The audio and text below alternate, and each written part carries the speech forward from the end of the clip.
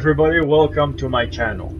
As everybody who's driving 2004 to 2008 Pontiac Grand Prix know, the driver's seat is so high that you're always banging your head on the roof. So today I will show you how to get the seat 1 inch lower with some modification. As mentioned earlier in this video, I am not responsible for any damage that can be caused to your vehicle or your health if you try to do this procedure by yourself.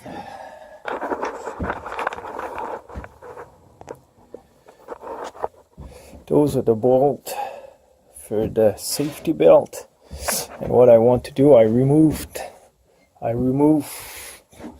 the rear adjustment, and I will bolt a rod in this hole, the hole of the safety belt, through the hole of the seat, so it will lower about an inch.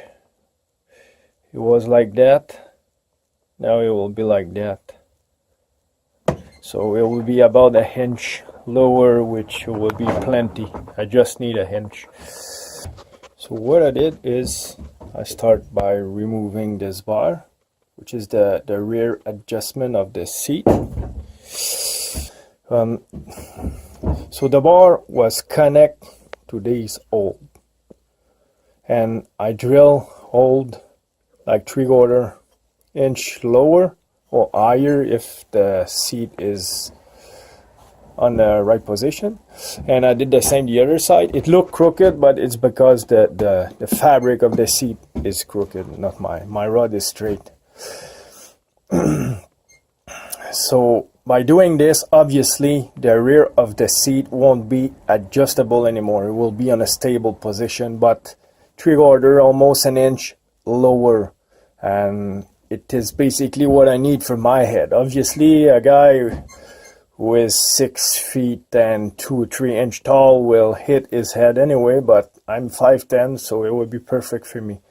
And for the front, it will still be a little adjustable, but very less, since the rear can't move anymore. So keep that in mind, because before bolting your rear or before drilling your hole, because I aligned that with the hole of the buckle of the seat belt, so I don't have to drill in the frame of the rail. So before drilling your hole, you need to adjust the front part, so the hole of your frame of your track is lining with the center of those parts, of this part. Now that the rod is installed and tight, it is now time to put it back together. So the piece I'm showing you right now is the mount for the buckle of the seat belt.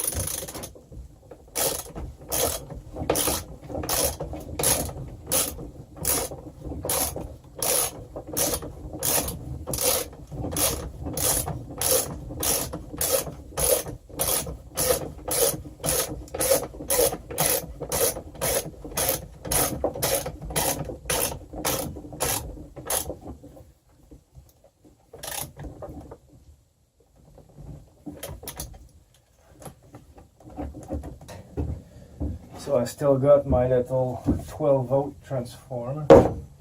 So this is this one.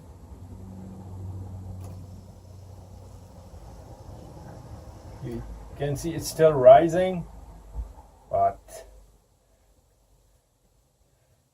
it is a very powerful engine motor actually. But since it's not moving behind, if you keep rising or going lower, you will bend the rod or you will break the little transfer case in here. So do just a little gently, and as soon as you feel that the motor is struggling, stop there. But I was in the right position, so we'll put it back where it was. Still got a couple of hinges.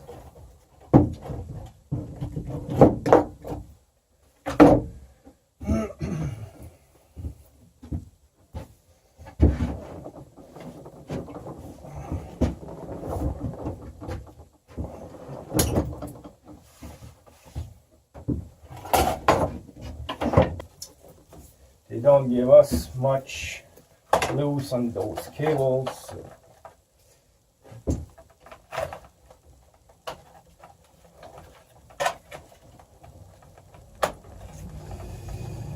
It's way easier to connect it than to disconnect them.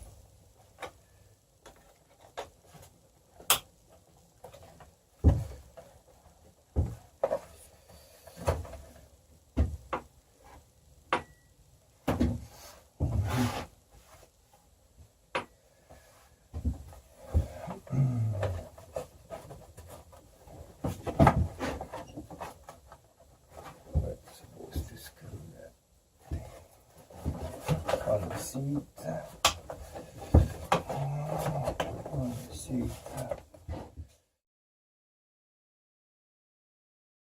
It is bolt on the frame of the seat and not on the frame of the track. So it is kind of touching the track, but when it will be in a car very close to the door, you won't see the difference.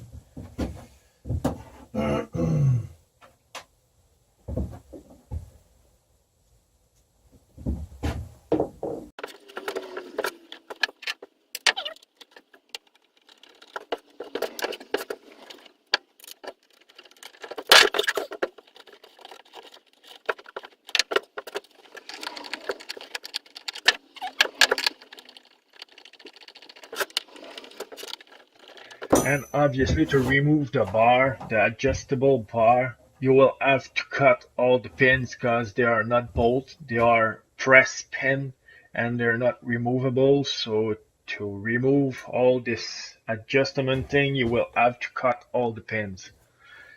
I use the Dremel to remove them, but you can use anything you want, but the Dremel is a small tool, so it's easier to cut in a small area.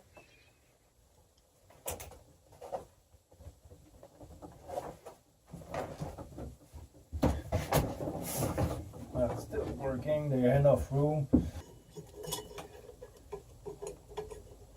So since it is way too complicated to remove the motor or the adjustable arm, I will just tie it up with a cable tie and I will disconnect the motor.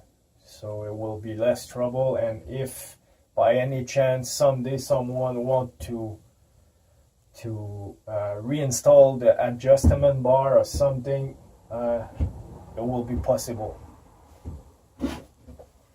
So there we go.